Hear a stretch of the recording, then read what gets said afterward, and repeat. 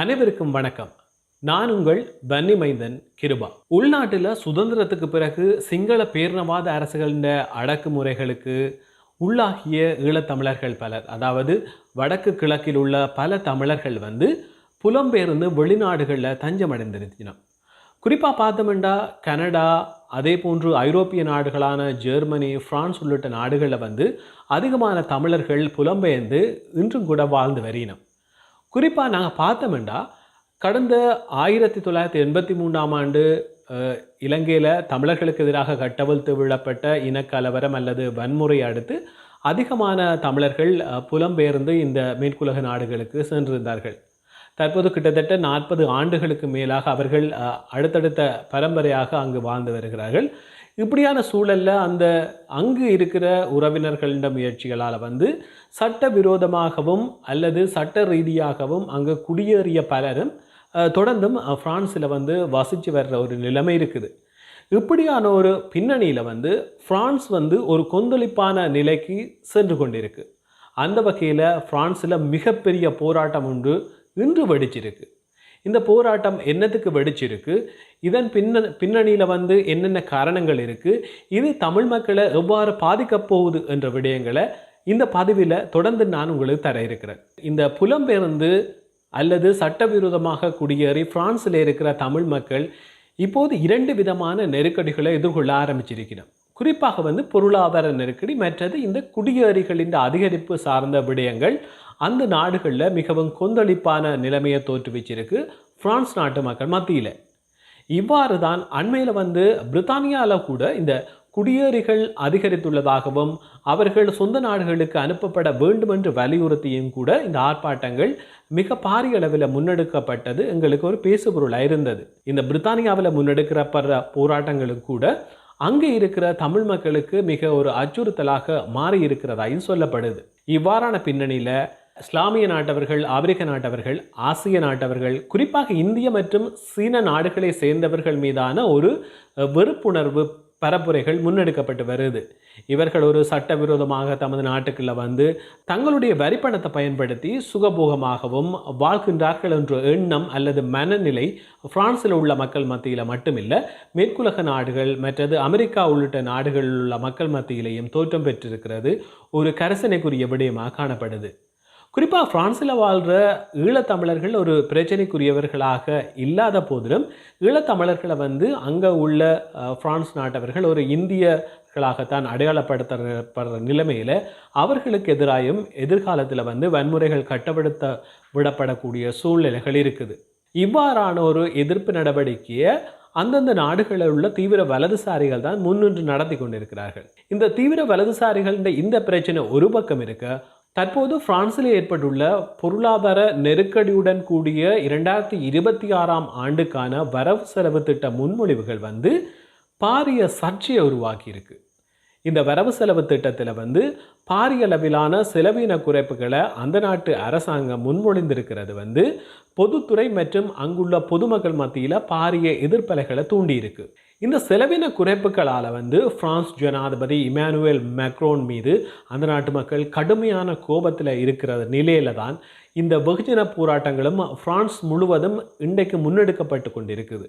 அந்த வகையில் இன்றைய போராட்டங்களில் 10 லட்சத்துக்கும் அதிகமான மக்கள் பங்கேற்றிருக்கிறதா இந்த போராட்டங்களை ஏற்பாடு செய்த தொழிற்சங்கங்கள் கூறி இருந்தாலும் கூட 2,75,000 மக்கள் மட்டும்தான் இந்த வீதி போராட்டங்களில் ஈடுபட்டுள்ளதாக அதிகாரிகள் குறிப்பிடினோம்.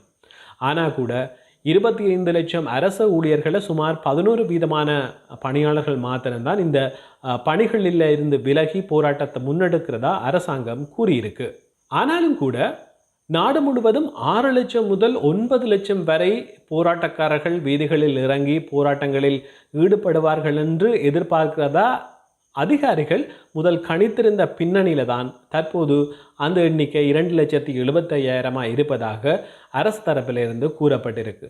ஆனாலும் கூட தலைநகர் பாரிஸில் ஆயிரக்கணக்கான மக்கள் இந்த அரசாங்கத்தின் செலவின குறைப்புக்கு எதிரான போராட்டங்களில் பங்கெடுத்திருக்கிறோம்.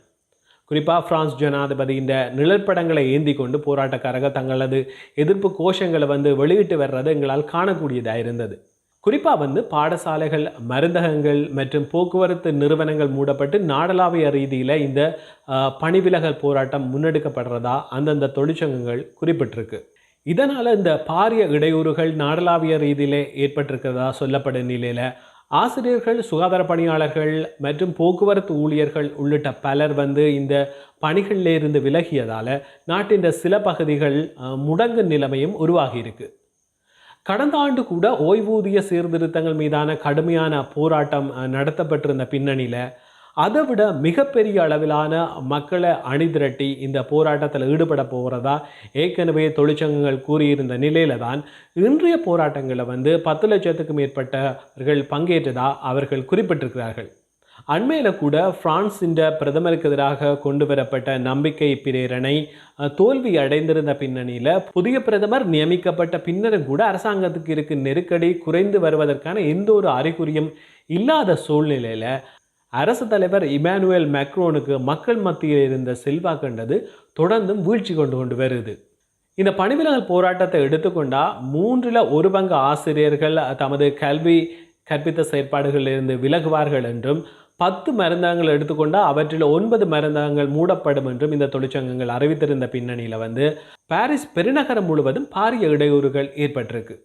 குறிப்பாக வந்து சாரதி இல்லாத 3 வழித்தடங்கள் மாத்திரம்தான் சாதாரணமாக இயங்குவதாக கூறப்படுது. ஆனாலும் கூட பெரும்பாலான அதிவேக தொடருந்து சேவைகள் இடைநிறுத்தப்பட்டுள்ளதால் பெருநகர் மற்றும் புறநகர் தொடருந்து சேவைகள் பாரிய அளவில் தாமதங்களை எதிர்கொண்டுள்ளதாக கூறப்படுது. அரசுக்கு எதிரான இந்த போராட்டங்களில் தொழிற்சங்கங்கள் ஈடுபட்டு வருகின்ற போதிலும் கட்டுப்பாட்டு அதிகாரிகளின் திட்டமிடப்பட்ட வேலை நிறுத்தம் அக்டோபர் மாதம் வரை ஒத்திவைக்கப்பட்டிருக்கிறதால இந்த விமான போக்குவரத்து இடையூறு என்றது மட்டுப்படுத்தப்பட்ட அளவில் இருக்கிறதாயும் சொல்லப்படுது.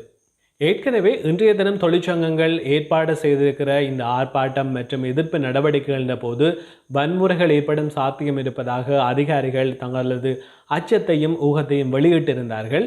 இந்த அடிப்படையில் அதிகாரிகள் எதிர்பார்த்ததை போன்று தலைநகர் பாரிஸில் வந்து காவல்துறையினருக்கும் இந்த ஆர்ப்பாட்டக்காரர்களுக்கும் இடையில் பாரிய மோதல்கள் இடம்பெற்றிருக்கு. இந்த மோதல்கள் தொடர்பில் வந்து நூற்றுக்கணக்கானவர்கள் கைது செய்யப்பட்டிருப்பதாகவும் தகவல்கள் கூறுகின்றன. அதே போன்று வடமேற்கு பிரான்சிலும் மோதல்கள் வெடித்திருக்குது. டென்னிஸ் நகரில் காவல்துறையினர் வந்து கண்ணீர் புகை பிரயோகத்தை கூட ஆர்ப்பாட்டக்காரர்கள் மீது மேற்கொண்டிருந்தது எங்களால் காணக்கூடியதாக இருக்குது. இந்த ஆர்ப்பாட்டங்கள் மற்றது பேரணிகளில் வந்து வன்முறைகள் வெடிக்கும் என்பதால் ஏற்கனவே வீதிகளில் பாரிய அளவிலான காவல்துறையினரை நிலைநிறுத்துறதுக்கு அரசாங்கம் நடவடிக்கை எடுத்திருந்தது. குறிப்பாக வந்து உள்துறை அமைச்சர் ப்ரூனோ ரீட்டையிலும் மிகவும் அதிகமான வலுவான அணி திரட்டல்கள், அதாவது போராட்டக்காரர்கள் ஒன்றிணையும் சாத்தியம் இருப்பது குறித்து எச்சரிக்கையும் விடுத்திருந்தார். இந்த அனுமதிக்கப்பட்ட ஆர்ப்பாட்டங்கள் போது இந்த தீவிர இடதுசாரி குழுக்கள் சாத்தியமான நாச வேலைகள், அதாவது வன்முறைகளில் ஈடுபடலாம் என்ற ஒரு எச்சரிக்கையும் அவர் முன்னர் விடுத்திருந்தார். அந்த வகையில் தான் தலைநகர் பாரிஸ் உள்ளிட்ட நாட்டின் பல பகுதிகளில் வன்முறைகள் இடம்பெற்றிருக்குது. அது தொடர்பில் பலரும் கைது செய்யப்பட்டிருக்கிறோம்.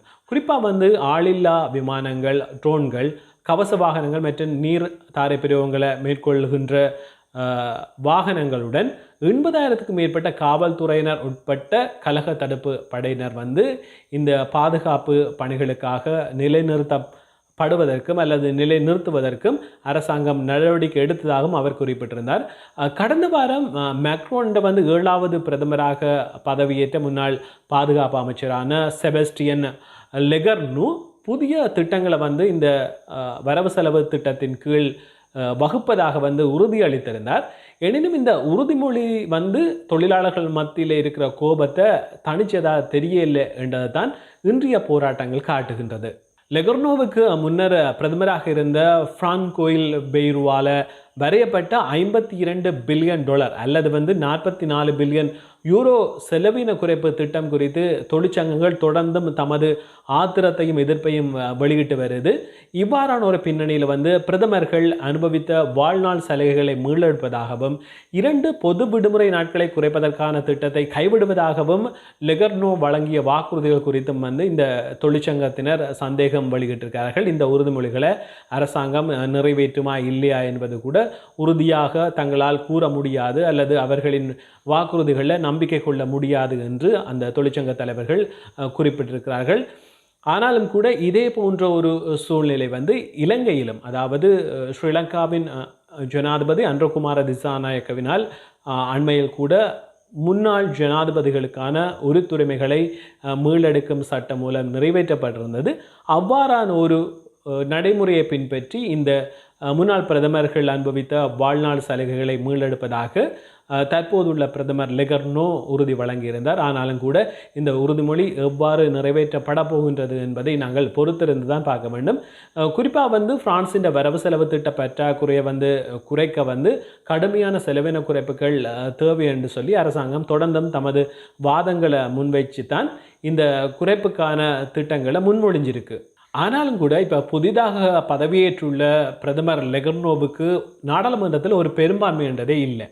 ஆகவே 2026ஆம் ஆண்டு வரவு செலவு திட்டத்தை நிறைவேற்ற அவர் ஒரு கடுமையான போராட்டத்தை சந்திக்க வேண்டிய ஒரு சூழ்நிலை இருக்கிறதா அரசியல் ஆய்வாளர்கள் சொல்லினோம். செபஸ்டியன் லெகர்னோவின் நியமனத்தால் நாங்கள் ஏமாற மாட்டோம் என்றும் தமது கோபம் இதுவரை குறையவில்லை என்றும் இந்த நடுத்தர மற்றும் உயர்நிலை பாடசாலை ஆசிரியர்களுக்கான முன்னணி தொழிற்சங்கத்தின் பொதுச் செயலாளர் சோஃபி வெனிஸ்டிடே கூறியிருக்கிறார்.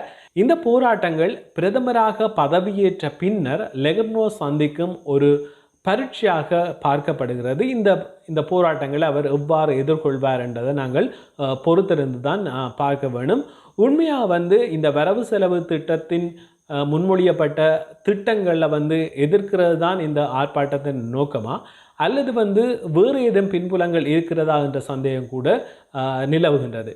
குறிப்பாக இன்றைய தினம் ஆரம்பிக்கப்பட்ட இந்த பாரியளவிலான போராட்டங்கள உண்மையான இலக்கு என்னென்று பார்த்தோம்னா அது ஜனாதிபதியாக இருக்கும் இமானுவேல் மேக்ரோனை பதவியிலிருந்து அகற்றுவதுதான் என்று சொல்லி அரசியல் ஆய்வாளர்கள் கூறுகின்றனர். லெகர்னோ புதிய பிரதமராக பதவியேற்ற பின்னர் இந்த போராட்டங்கள் என்பது பதவியில் இருக்கும்போது அவர் எதிர்கொள்ளும் முதலாவது பரீட்சையாக பார்க்கப்படுகிறது.